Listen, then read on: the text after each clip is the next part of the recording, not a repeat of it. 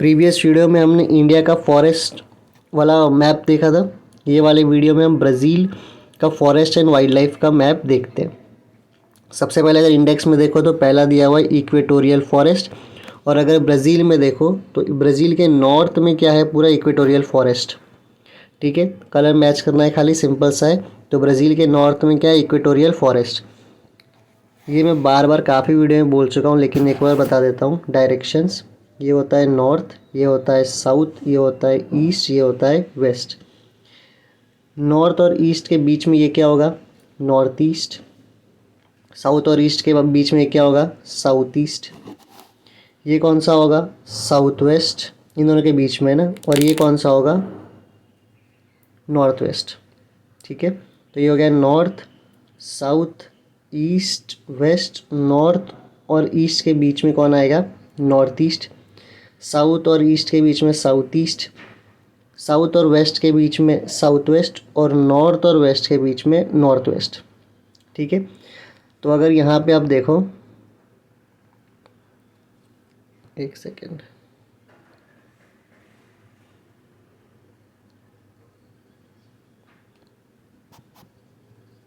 ठीक है, इसको रहने देते हैं अभी के लिए। देखो यहाँ पे पहले पूछा इक्वेटोरियल फॉरेस्ट, तो देखते हैं इक्वेटोरियल फॉरेस्ट। तो ब्राज़ील के पूरे नॉर्थ में हमें क्या देखने को मिल जाएगा, इक्वेटोरियल फॉरेस्ट। फिर एक ट्रॉपिकल ग्रासलैंड, देखो ये हल्का सा लाइट ग्रीन जैसा है।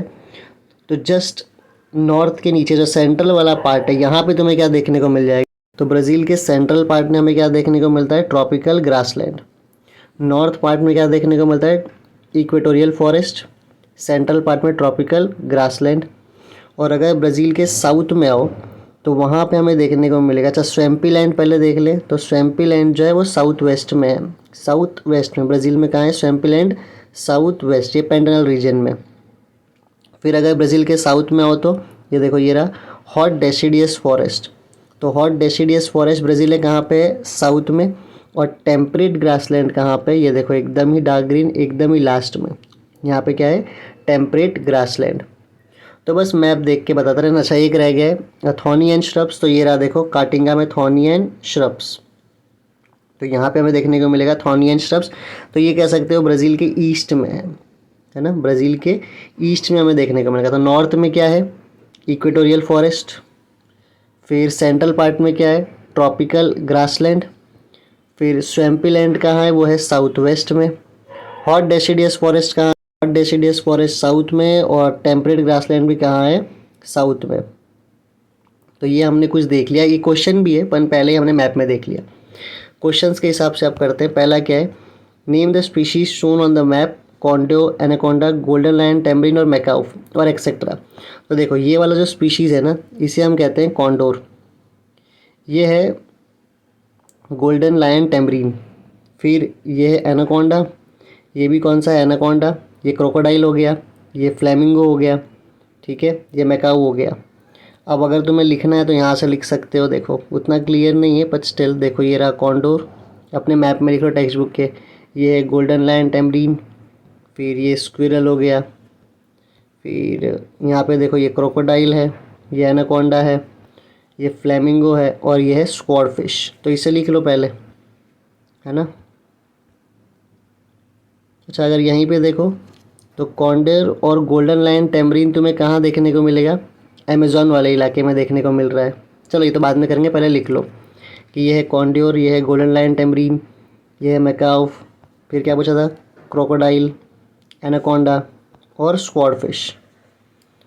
तो ये हमने नेम कर दिया पहला सवाल। अब यहाँ पे एक बार देख लो, condor, golden lion tamarin, anaconda, squirrel, macaw, ये है क्रोकोडाइल, फिर से एनाकोंडा, ये है फ्लेमिंगो और ये है स्वॉर्डफिश। अब यहाँ पे देखते हैं, सबका मैंने नेम कर दिया।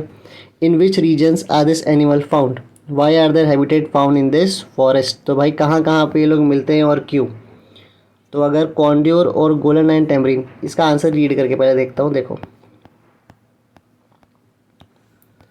The dense equatorial forest region is the home to golden lion tamarin. तो गोल्डन लायन टेम्बरिन कहाँ पे, डेंस इक्वेटोरियल फॉरेस्ट मतलब अमेजोन के फॉरेस्ट में। फिर कॉन्डोर और एनाकोंडा, ये सब कहाँ हमें देखने को मिलते हैं, डेंस इक्वेटोरियल फॉरेस्ट में। This is because this forest lie near the Amazon river and receives rainfall through out the year. क्योंकि भाई यहाँ ये किसके पास है, अमेजॉन रिवर, और यहाँ पे साल भर क्या होती है, बारिश देखने को मिलती है।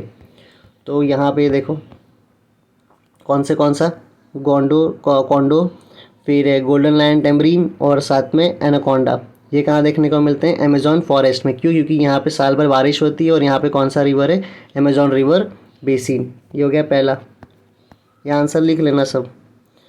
फिर swampy land of Pantanal is home to anaconda and crocodile because this condition are favourable for their habitation. तो भाई स्वैम्पी लैंड जो यहाँ पे इसको बोलते हैं ना पेंटनल, देखो ये स्वैम्पी, यही क्वेश्चन आता है कि पेंटनल रीजन बताओ, तो ये ध्यान दिया करो कि यहाँ से जो ये टर्न आता है ना, यहाँ पे पेंटनल रीजन। तो इस पेंटनल रीजन में दो जानवर जो हमें देखने को मिलते हैं वो है क्रोकोडाइल और एनाकोंडा। क्यों? क्योंकि जैसा इनको जगह चाहिए, एरिया चाहिए रहने के लिए ना, बड़ा सूटेबल होता है ये इनके लिए। तो एनाकोंडा और क्रोकोडाइल कहाँ मिलते हैं, स्वैम्पी एरिया में। ठीक है, और क्या है, swordfish thrives near the South Atlantic coast due to the extensive continental shelf. Extensive, ठीक है पहले देख लेते हैं। यहाँ पे देखो, ये वाले मैप में नहीं, ये वाले मैप में देख लो, ये रहा स्वॉर्डफिश।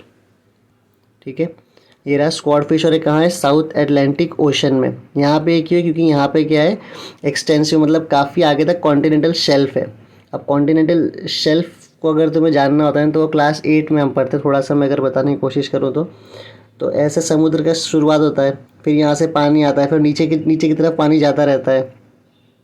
ये ज़मीन है, देखो बताता हूँ थोड़ा सा, और ये पूरा ज़मीन है, और कलर चेंज होता है क्या,